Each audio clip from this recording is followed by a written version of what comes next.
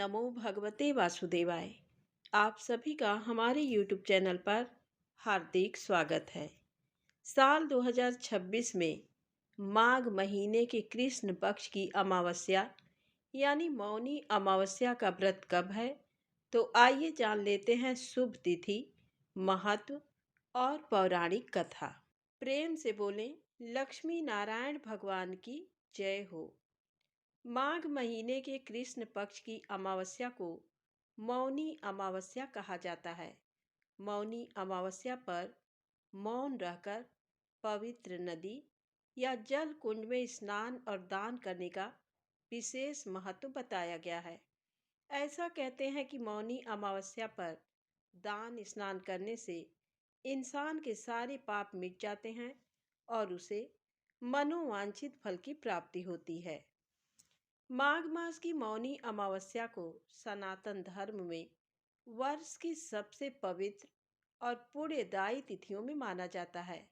इस दिन मौन व्रत, पवित्र नदियों में स्नान और दान पुण्य करने से व्यक्ति के जीवन से नकारात्मक कर्मों का नाश होता है और आत्मिक शुद्धि प्राप्त होती है। धार्मिक मान्यताओं के अनुसार मौनी अमावस्या पर किए गए पुण्य कर्म कई गुना फल देते हैं।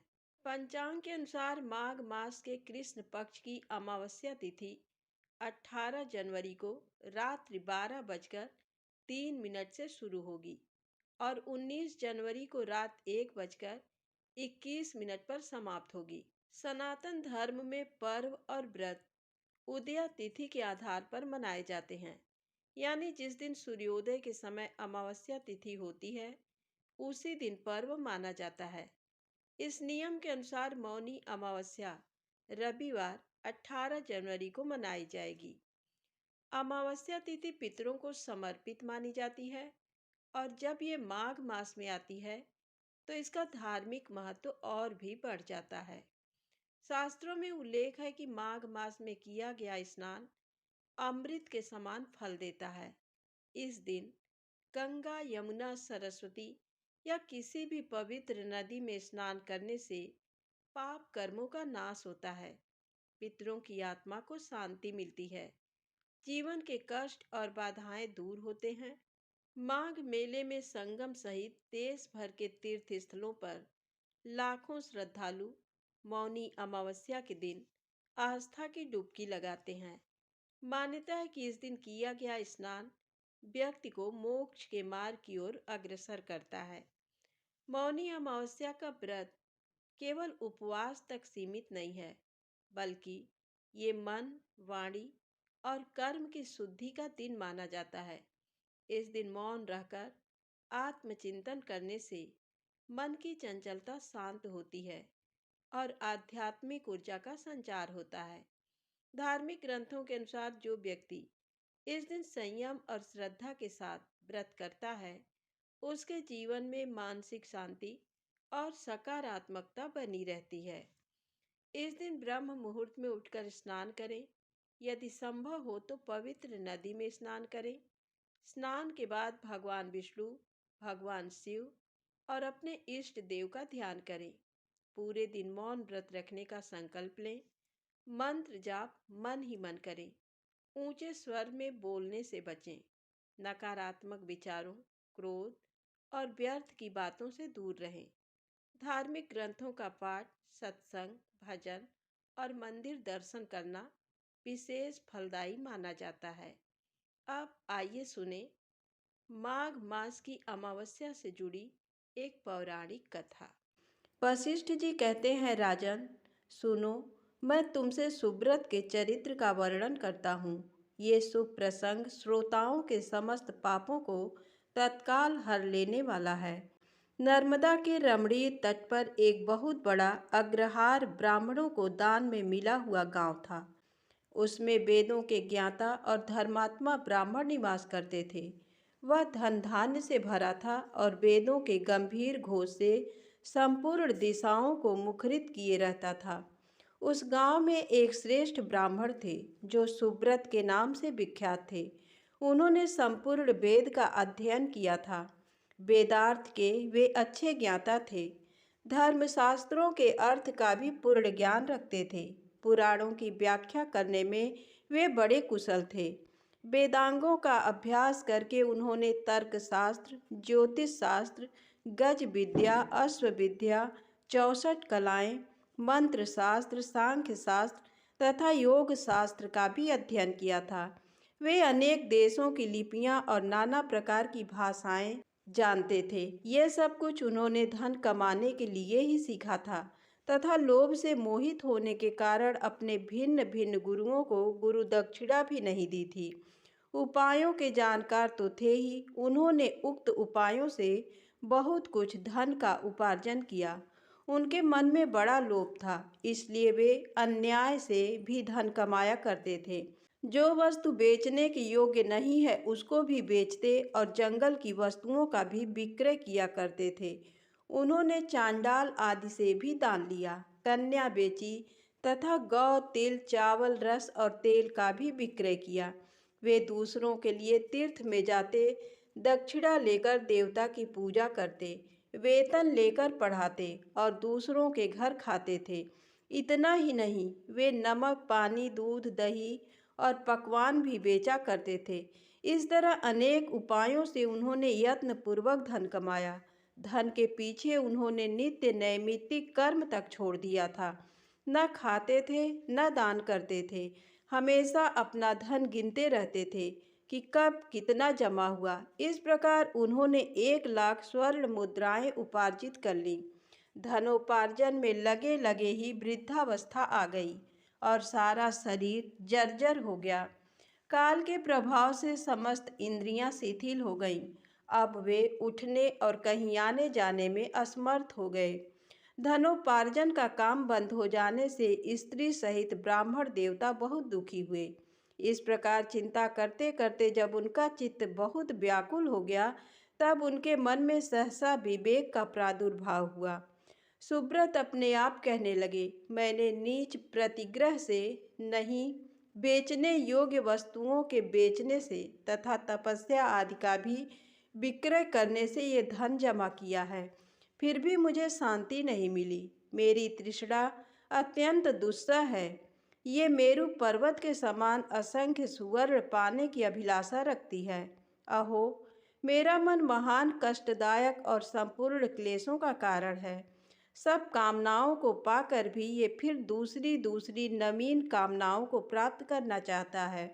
बूढ़े होने पर सिर के बाल पक जाते हैं, दांत टूट जाते हैं, आँख और कानों की शक्ति भी क्षीण हो जाती है, किंतु एक तृष्णा ही ऐसी है जो उस समय भी नित्य तरुण होती जाती है, जिसके मन में कष्टदायिनी आशा मौजूद है।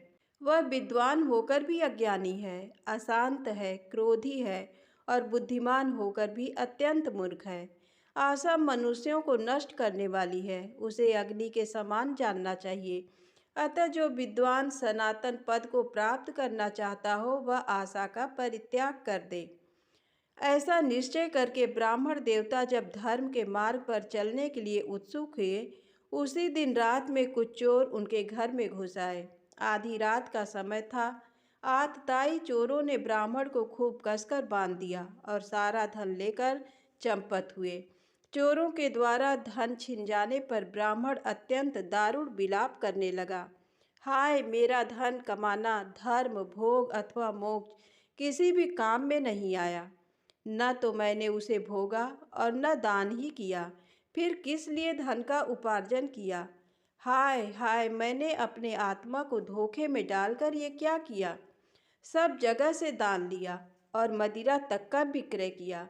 पहले तो एक ही गौ का प्रतिग्रह नहीं लेना चाहिए। यदि एक को ले लिया तो दूसरी का प्रतिग्रह लेना कदापि उचित नहीं है। उस गौ को भी यदि बेच दिया जाए तो वह 7 पीढ़ियों को दग्ध कर देती है। इस बात को जानते हुए भी मैंने लोभवश ऐसे ऐसे पाप किए हैं। धन कमाने के जोश में मैंने एक दिन भी एकाग्र चित्त होकर अच्छी तरह संध्योपासना नहीं की। कुश की पवित्री लेकर मैंने कभी गायत्री मंत्र का वाचिक उपांश अथवा मानस जप भी नहीं किया। जीवों का बंधन छुड़ाने वाले महादेव जी की आराधना नहीं की। जो मंत्र पढ़कर अथवा बिना मंत्र के ही शिवलिंग के ऊपर एक पत्ता या फूल डाल देता है, उसकी करोड़ों पीढ़ियों का उद्धार हो जाता है। किंतु मैंने कभी ऐसा नहीं किया।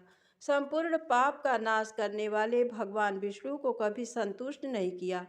5 प्रकार की हत्याओं के पाप शांत करने वाले पंचयज्ञों का अनुष्ठान नहीं किया। मैंने ब्राह्मणों को भांति भांति के सुंदर एवं महीन वस्त्र नहीं अर्पण किए। सब पापों का नाश करने के लिए प्रज्वलित अग्नि में घी से भीगे हुए मंत्रपूत तिलों का हवन नहीं किया। श्री सूक्त, पावमानी, ऋचा, मंडल, ब्राह्मण पुष्प युक्त और परम पवित्र शतरुद्री मंत्र का जप नहीं किया। पीपल वृक्ष का सेवन नहीं किया। ठंडी छाया वाले सघन वृक्ष का पौधा नहीं लगाया। सुंदर सैया और मुलायम गद्दे का दान नहीं किया। पंखा, छतरी, पान तथा मुख को सुगंधित करने वाली और कोई वस्तु भी ब्राह्मण को दान नहीं दी। इस प्रकार व्याकुल चित्त होकर सुब्रत ने मन ही मन विचार किया। अहो, मेरी समझ में आ गया। मैं धन कमाने के लिए उत्तम देश कश्मीर को जा रहा था। मार्ग में भागीरथी गंगा के तट पर मुझे कुछ ब्राह्मण दिखाई दिए, जो वेदों के पारगामी विद्वान थे। वे प्रातःकाल माघ स्नान करके बैठे थे। वहाँ किसी पौराणिक विद्वान ने उस समय ये आधा श्लोक कहा था। माघ मास में शीतल जल के भीतर डुबकी लगाने वाले मनुष्य पाप मुक्त हो स्वर्गलोक में जाते हैं। पुराणों में से मैंने इस श्लोक को सुना है। ये बहुत ही प्रामाणिक है। अतः इसके अनुसार मुझे माघ का स्नान करना ही चाहिए। मन ही मन ऐसा निश्चय करके सुब्रत ने अपने मन को सुस्थिर किया और 9 दिनों तक नर्मदा के जल में माघ मास का स्नान किया। उसके बाद स्नान करने की भी शक्ति नहीं रह गई। वे 10वें दिन किसी तरह नर्मदा जी में गए और विधिपूर्वक स्नान करके तट पर आए। उस समय शीत से पीड़ित होकर उन्होंने प्राण त्याग दिया। उसी समय मेरुगिरी के समान तेजस्वी विमान आया और माघ स्नान के प्रभाव से सुब्रत उस पर आरूढ़ हो स्वर्गलोक को चले गए। वहाँ एक मनवंतर तक निवास करके वे पुनः इस पृथ्वी पर ब्राह्मण हुए। फिर प्रयाग में माघ स्नान करके उन्होंने ब्रह्मलोक प्राप्त किया। प्रेम से बोलें, लक्ष्मी नारायण भगवान की जय हो। आइए सुनते हैं अमावस्या व्रत से जुड़ी अगली पौराणिक कथा। एक समय की बात है। एक गांव में एक साहूकार रहता था। उसके 7 बेटे, 7 बहू और एक बेटी थी। बेटी की शादी नहीं हुई थी। साहूकार के घर एक जोगी रोजाना भिक्षा मांगने के लिए आता था। जब साहूकार के घर से कोई अन्य सदस्य उसको भिक्षा देने के लिए जाता था, तो वह आशीर्वाद देते हुए भिक्षा लेकर लौट जाता।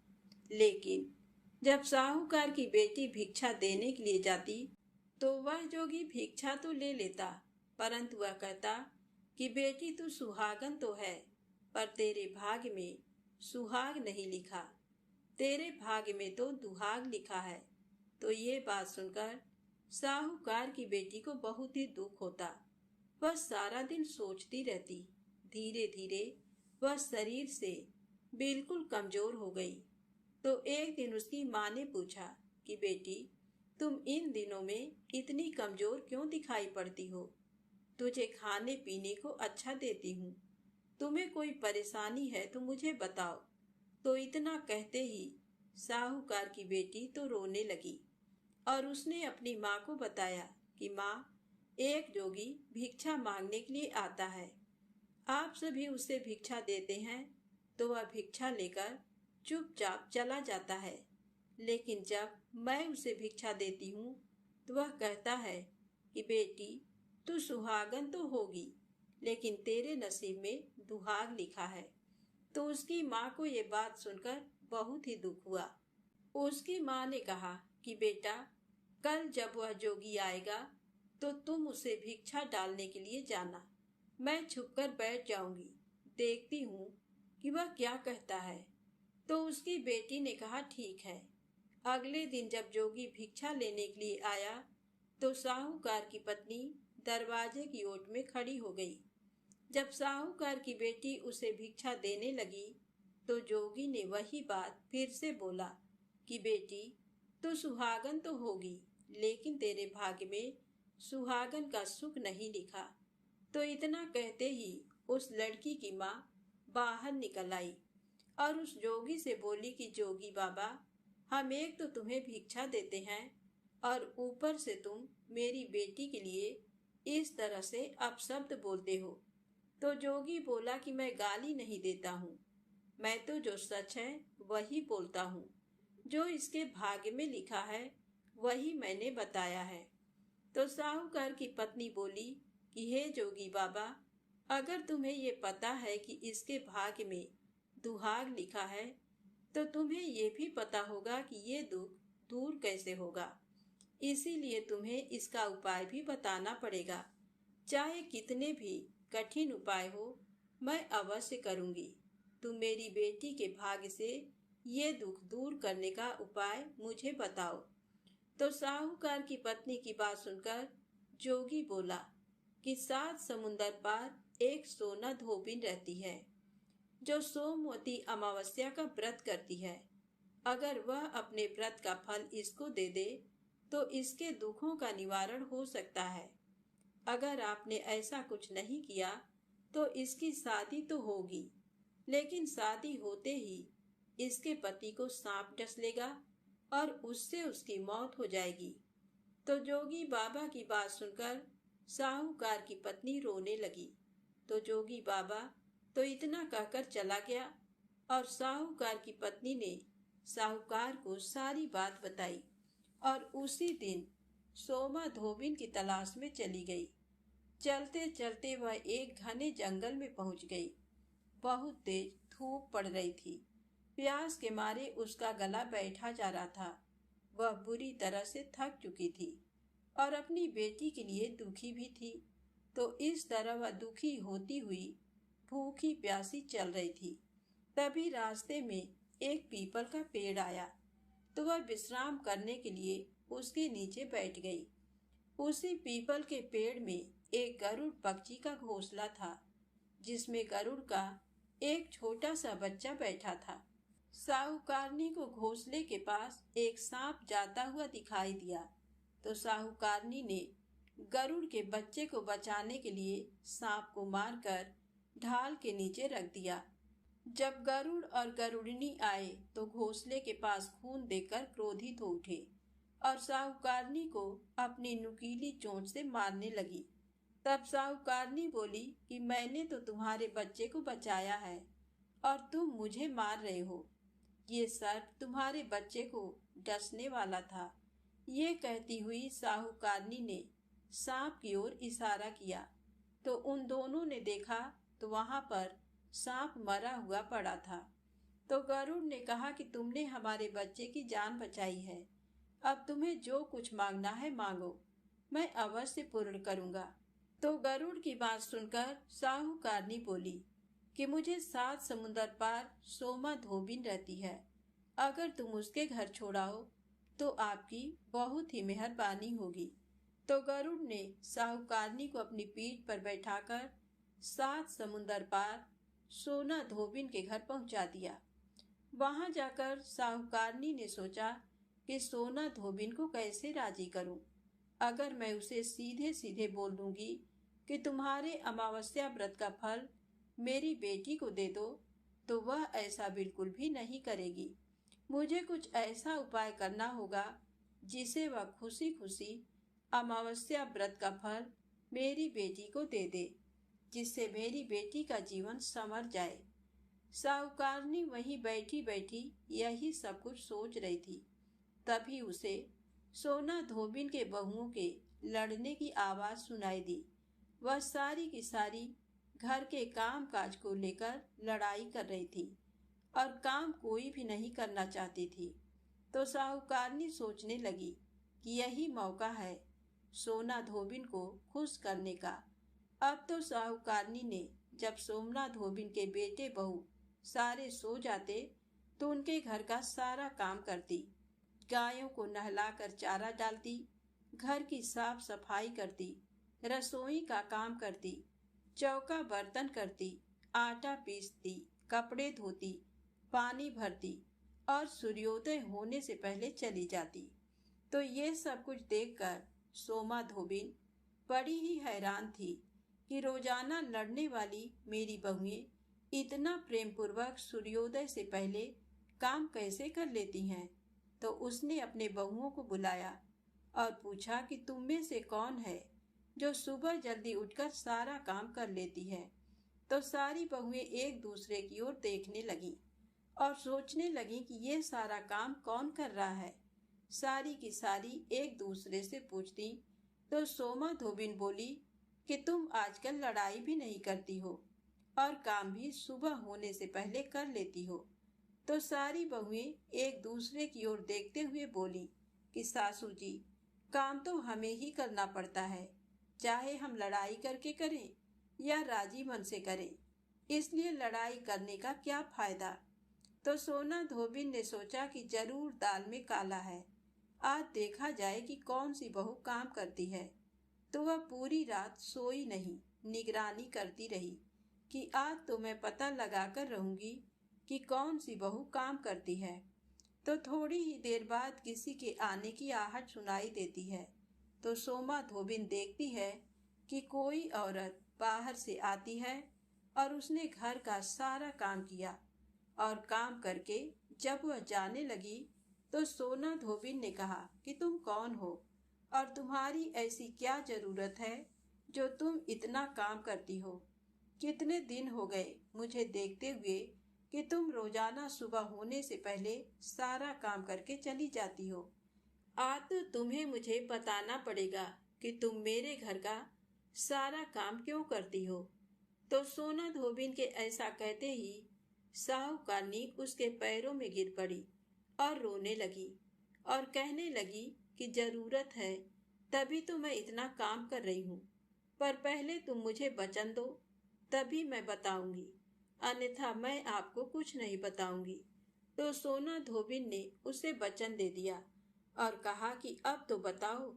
तो साहूकारनी रोते हुए कहने लगी कि मेरी बेटी के भाग्य में दुहाग लिखा है, अगर आप अपने अमावस्या व्रत का फल उसे दे देती तो मेरी बेटी का भी भाग्य संवर सकता है। ये कहते हुए साहूकारनी सोमा धोबिन को सारी बात बताई। तो सोमा धोबिन ने साहूकारनी की बात सुनकर अपनी बहुओं से कहा कि मैं तो साहूकारनी के साथ किसी काम से जा रही हूँ, अगर मेरे पीछे से किसी को कुछ हो जाता है तो उसका संस्कार मत करना, उसे तेल घी के कूप में डालकर छोड़ देना, मैं जल्द ही लौट आऊंगी। ऐसा कह सोमा धोबिन साहूकारनी के घर चली जाती है।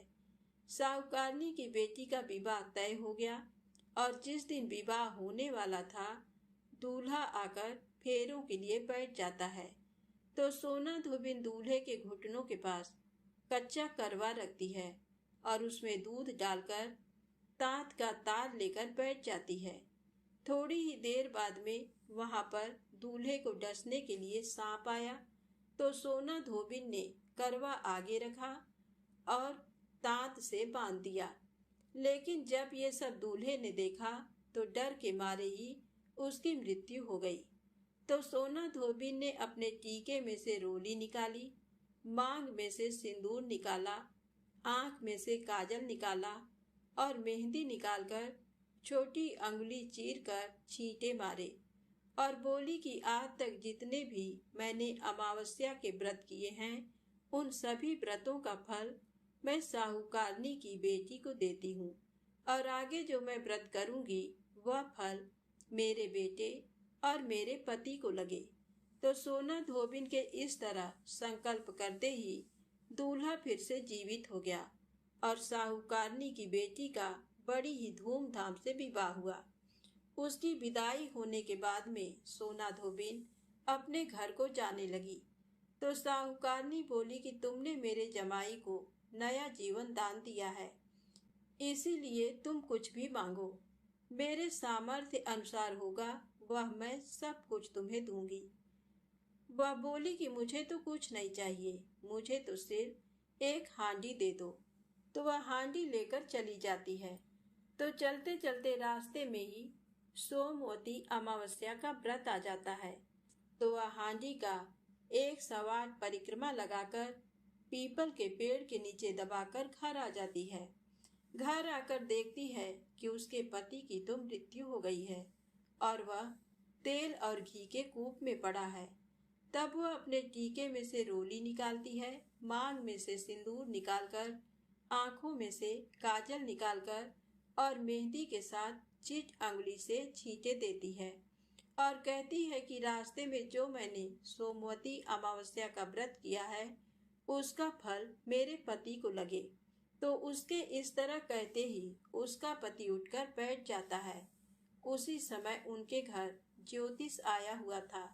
वह बोला कि जजमान, सोमवती अमावस्या का मेरा क्या है, क्योंकि सोना धोबिन हर अमावस्या को ब्राह्मण को दक्षिणा देती थी, इसीलिए वह भी दक्षिणा मांग रहा था।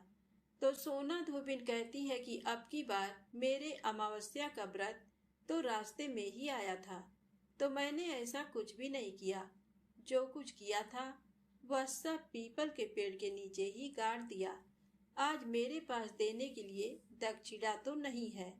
तो वह ज्योतिष ब्राह्मण सीधा पीपल के पेड़ के पास जाता है और सोचता है कि देखता हूँ कि इस बार सोना धोबिन यहाँ पर क्या गाड़ कर गई है।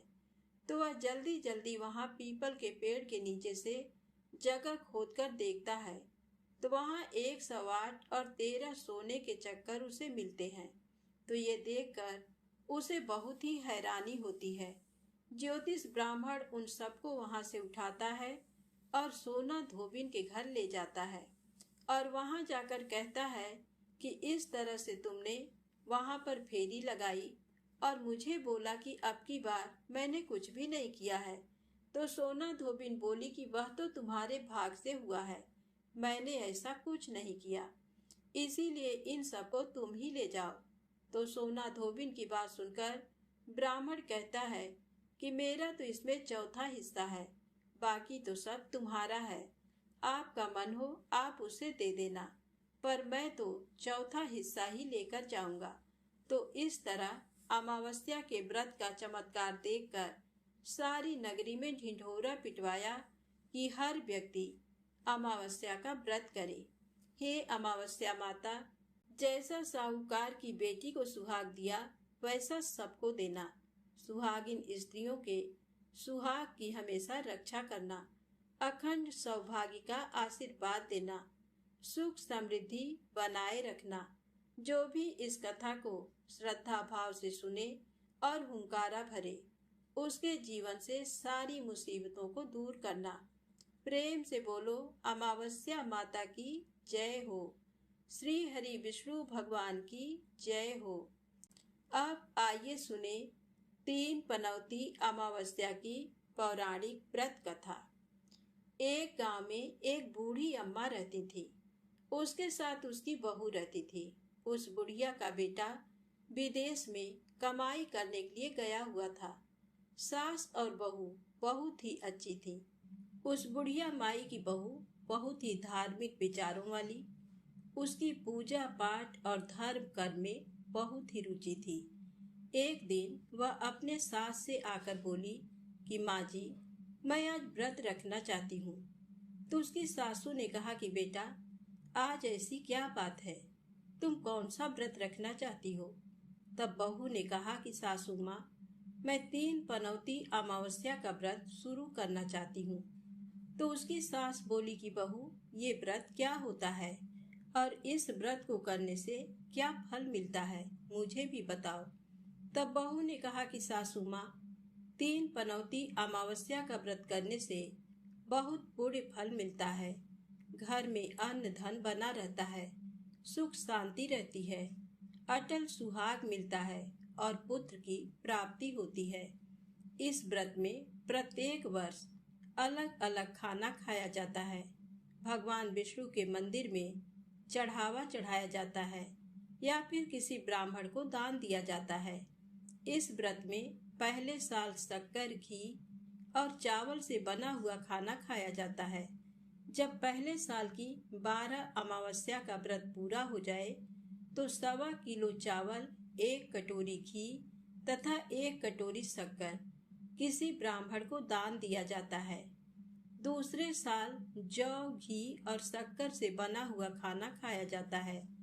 जब दूसरे साल की 12 अमावस्या पूरी हो जाए तो 1.25 किलो जौ, 1 कटोरी घी और 1 कटोरी शक्कर किसी मंदिर में या फिर किसी ब्राह्मण को दान देना होता है। और तीसरे साल गुड़, तिल और घी से बने हुए व्यंजन खाने चाहिए और इसी तरह तीसरे साल का दान किया जाता है। इसे 3 पनौती अमावस्या कहा जाता है। लेकिन इसका ये नियम है कि अगर हम एक बार संकल्प ले लेते हैं तो इसे पूरा करना जरूरी होता है। इन व्रतों को बीच में नहीं छोड़ा जाता। तो व्रत का सारा विधान जानकर उसकी सासू ने कहा कि बेटा, मेरी तो उम्र हो गई है, लेकिन तुम इस व्रत को श्रद्धा पूर्वक करो। तो अपने सास की आज्ञा पाकर बहू बड़ी खुशी से अमावस्या का व्रत शुरू कर देती है। उसके तीसरे साल के व्रत पूरे होने वाले होते हैं तो बहू का एक दिन अमावस्या का व्रत था और सास बहू दोनों मंदिर पर गई थी। उस दिन मंदिर पर भोज का आयोजन किया गया था। तो बहू ने किसी के कहने पर वहां पर रोटी खा ली और अपना व्रत भंग कर लिया। इससे अमावस्या माता नाराज हो गई, जिससे सास बहू में रोजाना आए दिन झगड़े होने लगे। जो सास बहू इतने प्यार से रहती थी, उनके बीच में रोजाना जोर जोर से लड़ाइयाँ होने लगी। ये सब देखकर गांव वाले भी हैरान हो गए कि ये सब क्या हो गया। एक दिन सास बहू की लड़ाई बढ़ते बढ़ते इतनी बढ़ गई कि मरने मारने की नौबत आ गई। तभी अड़ोस पड़ोस के लोग वहां पर इकट्ठे हो गए और बुढ़िया माई से पूछने लगे कि क्या बात हो गई, तुम दोनों के बीच रोजाना इस तरह से झगड़ा क्यों होता है। तो वह बुढ़िया माई बोली कि ये जब से मेरे घर में बहू बनकर आई है, तब से हमारे घर की तो लक्ष्मी ही चली गई हैं। ये हमारे लिए बिल्कुल भी शुभ नहीं है। लेकिन ये इस बात को मानने के लिए तैयार नहीं है। तो सास की बात सुनकर बहू बोली कि माँ जी, मेरे आने से आपके घर की लक्ष्मी चली गई हैं, तो आप ही बताओ कि आपकी लक्ष्मी कहाँ गई हैं और मुझे कहाँ मिलेंगी। मैं तुम्हारी लक्ष्मी को जरूर लेकर आऊंगी। तो सास ने कहा कि लक्ष्मी जी तुमको समुंदर के बीच में भगवान विष्णु के पैर दबाते हुए मिलेंगी। तो बहू बोली कि जब तक मैं आपकी लक्ष्मी को लेकर नहीं आऊंगी, तब तक इस घर में पैर भी नहीं रखूंगी। इतना कहकर बहू लक्ष्मी की खोज में घर छोड़कर निकल जाती है और जाने अनजाने रास्तों पर चलती ही जाती है। तो रास्ते में उसे एक गाय मिलती है। वह बहू से पूछती है कि आप कहाँ जा रही हो। तो बहू कहती है कि हे गौ माता, मेरी सासू माँ मुझे कहती हैं कि मेरे आने से उनके घर में अन्न धन की कमी हो गई है और उनके घर के लक्ष्मी चली गई हैं, तो मैं लक्ष्मी को लेने जा रही हूँ। तो गौ माता कहती है कि बेटी, अगर तुम जा रही हो, अगर तुम्हें लक्ष्मी माता और भगवान मिले तो मेरे बारे में भी पूछ लेना। तो बहू बोलती है कि ठीक है गौ माता, बताओ मैं आपके बारे में क्या पूछूं। तो गौ माता कहती हैं कि मेरा जब भी बछड़ा होता है तो वह मर जाता है, जिंदा नहीं रहता। तुम भगवान से पूछना कि मेरे साथ ऐसा क्यों हो रहा है। मैंने ऐसे कौन से कर्म किए हैं जिसकी सजा मुझे इस तरह से मिल रही है। तो गौ माता का सारा दुख जानकर बहू कहती है कि गौ माता, मैं आपके बारे में जरूर पूछूंगी। इतना कहकर बहू आगे बढ़ जाती है। चलते चलते फिर उसे आगे एक घोड़ी मिलती है, जिसके गले में एक घंटी बंधी हुई होती है, जिसके कारण वह बहुत ही दुखी रहती है। तो घोड़ी भी इसी तरह सवाल करती है कि बेटी, तुम कहाँ जा रही हो और किस लिए जा रही हो। तो बहू कहती है कि मैं भगवान को ढूंढने के लिए जा रही हूँ। तो वह घोड़ी कहती है कि बेटी, तू मेरे भी दुख का निवारण जरूर पूछना। तब बहू कहती है कि जरूर पूछूंगी। ये कहकर बहू आगे बढ़ती है। आगे जाते जाते बहू को एक अंधा और बहरा बुजुर्ग मिलते हैं।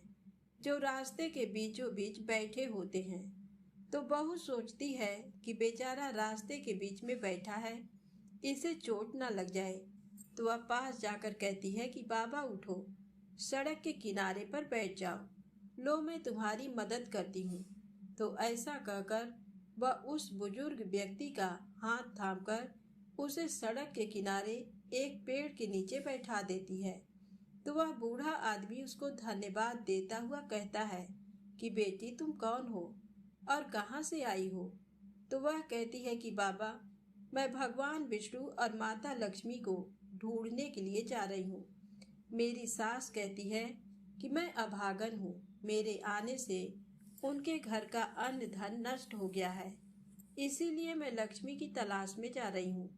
तो वह बूढ़ा बाबा कहता है कि बेटी एक काम करना, अगर तुम्हें भगवान मिले तो मेरे बारे में भी पूछना कि मैंने ऐसे कौन से कर्म किए थे जिसके कारण मैं अंधा हो गया हूँ।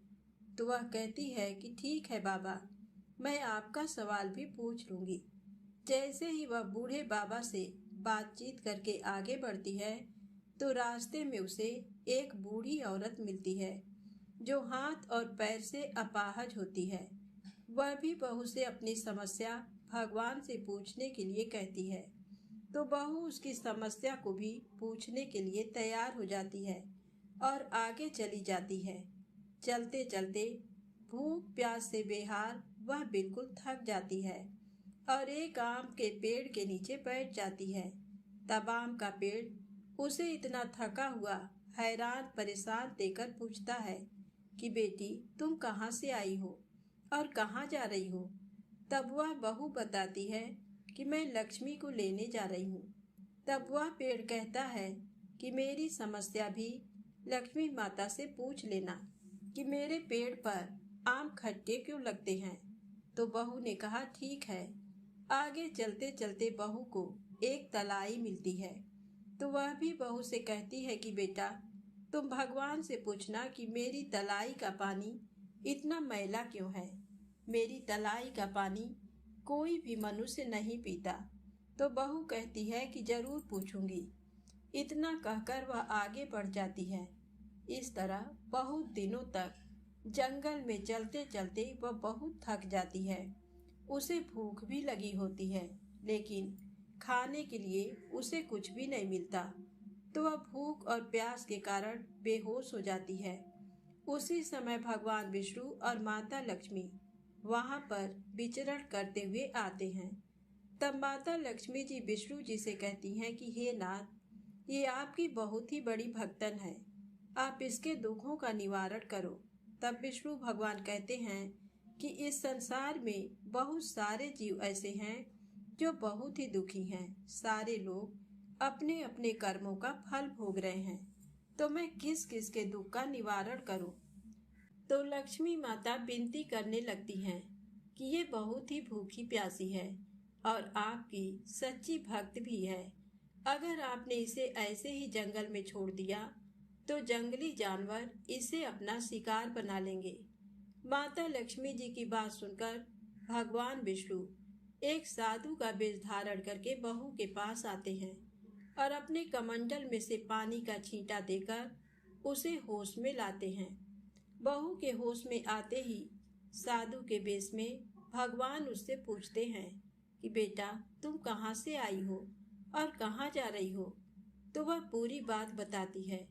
उसकी बात सुनकर भगवान विष्णु और माता लक्ष्मी जी अपने असली रूप में प्रकट हो जाते हैं।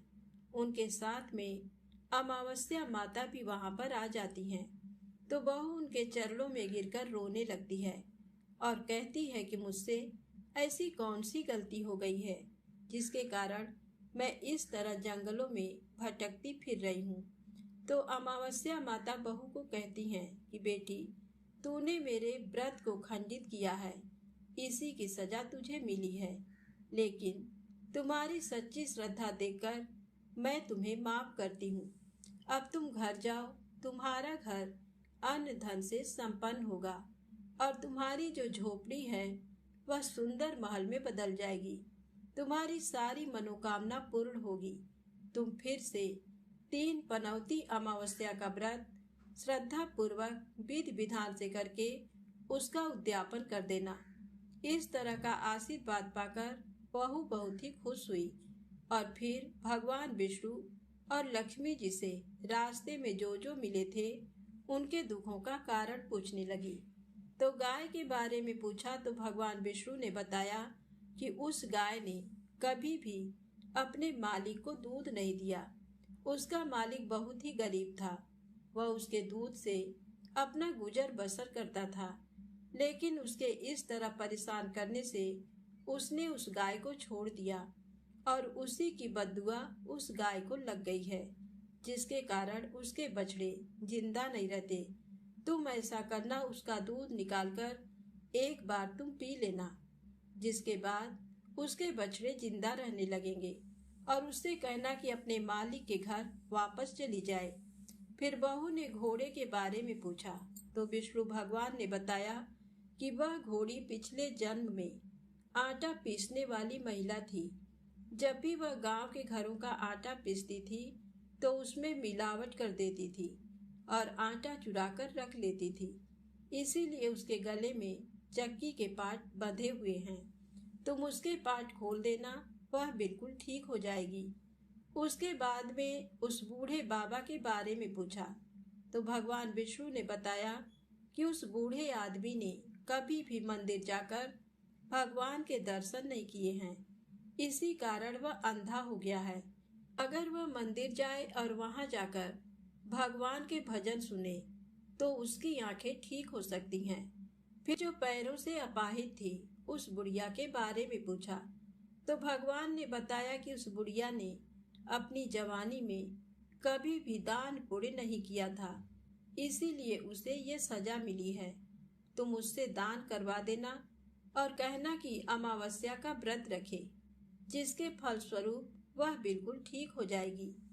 उसके बाद में उस आम के पेड़ के बारे में पूछा तो भगवान ने बताया कि वह आम का पेड़ पिछले जन्म में एक माली था और उससे एक अनाथ बच्चे ने आम मांगा तो उसने आम नहीं दिया, क्योंकि वह बहुत ही कठोर और निर्दयी था। उसी की सजा उसे मिल रही है। वह अपने दूसरे जन्म में आम का वृक्ष बना और उसके आम इतने खट्टे हैं कि उसे कोई भी नहीं खाता। तुम ऐसा करना कि उस पेड़ का एक आम तोड़कर खा लेना, उसके बाद में उसके आम अपने आप मीठे हो जाएंगे। उसके बाद में बहू ने अंतिम सवाल उस तलाई के बारे में पूछा तो भगवान ने बताया कि वह तलाई पिछले जन्म में देवरानी जेठानी थी। वे दोनों हमेशा लड़ती झगड़ती थी, जिससे उसके परिवार वाले बहुत ही दुखी रहते थे।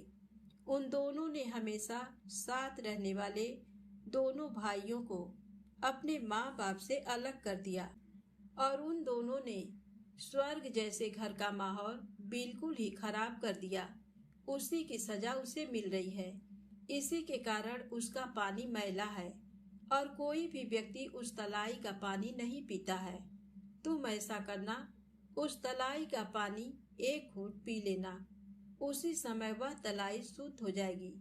तो इस तरह उन सबके दुखों का निवारण जानकर बहू ने भगवान विष्णु, माता लक्ष्मी जी और अमावस्या माता को प्रणाम किया और अपने घर के लिए चल पड़ी और रास्ते में जो जो उसे मिला उन सभी को भगवान के द्वारा बताए गए उपाय बताए और उन सब से आशीर्वाद लेते हुए अपने घर पहुंच गई। जैसे ही वह अपने घर पहुंची तो वहां पर जाकर देखती है कि झोपड़ी की जगह बहुत ही सुंदर महल खड़ा था। पूरे घर में अन्न धन भरा था और उसकी सास बड़ी ही बेसब्री से अपनी बहू का इंतजार कर रही थी। जैसे ही बहू ने अपनी सास को देखा तो खुशी के मारे उनसे लिपट गई और कहने लगी कि सासू माँ, आपने सच ही कहा था कि मैं आपके लिए शुभ नहीं हूँ। मेरे आने से आपके घर की लक्ष्मी चली गई और मेरे जाने से आपके घर में लक्ष्मी आ गई हैं। अब मैंने आपके घर की लक्ष्मी ला दी है, अब मैं फिर से जा रही हूँ। तब सासू माँ कहती हैं कि बेटा, तुम ये क्या कह रही हो? तुम्हारी 3 पनौती अमावस्या का फल ही हमें मिला है, तुम यहीं पर रहोगी, मेरे साथ रहोगी, कहीं भी नहीं जाओगी। तो दोनों सास बहू खुशी खुशी रहने लगी और फिर से 3 पनौती अमावस्या का व्रत शुरू करके बहू बड़ी ही श्रद्धा भाव से व्रत रखने लगी।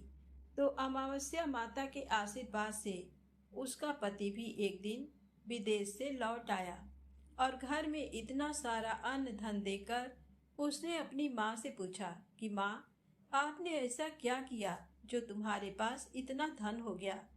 मैंने तो सालों तक विदेश में कमाई करने के बाद भी इतना धन नहीं कमा पाया। उसकी माँ बोली कि बेटा, ये तो तुम्हारी बहू की अमावस्या व्रत का फल मिला है हमें। तो वह ये जानकर बहुत ही खुश हुआ। 1 साल बाद उनके घर में सुंदर पुत्र ने जन्म लिया। इस तरह से उस घर के सारे लोग सुखी और संपन्न हो गए। तो प्रेम से बोलो, अमावस्या माता की जय हो, विष्णु भगवान की जय, लक्ष्मी माता की जय। अब आइए सुने लप्सी और तप्सी की कहानी। इस कहानी को हर व्रत कथा के अंत में अवश्य ही सुननी चाहिए। एक लप्सी था, एक तप्सी था।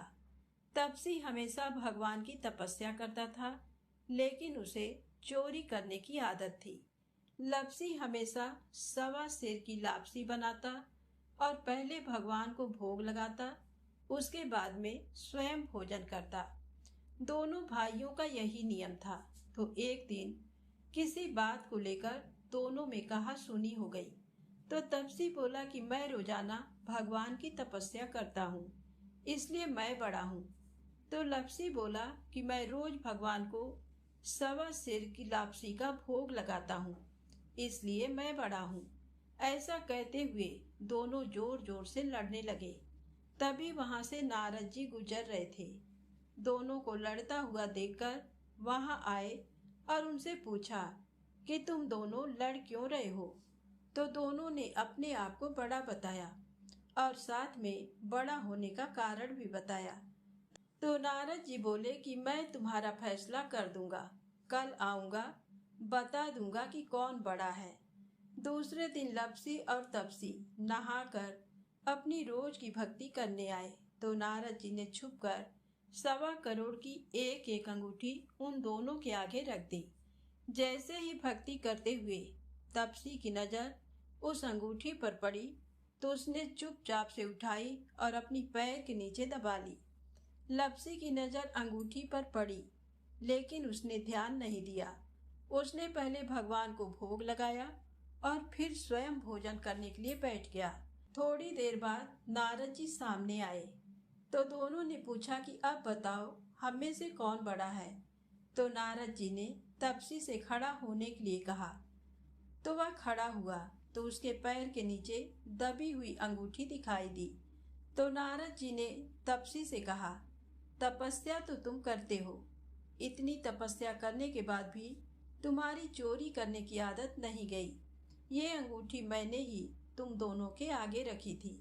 मैं ये देखना चाहता था कि तुम दोनों में से किसके मन में लालच है। तो तूने तो अंगूठी दिखाई पड़ते ही झट से अपने पैर के नीचे दबा ली। लेकिन लप्सी का ध्यान अंगूठी पर जाने के बाद भी लप्सी ने अंगूठी को नहीं उठाया और ना ही ध्यान किया।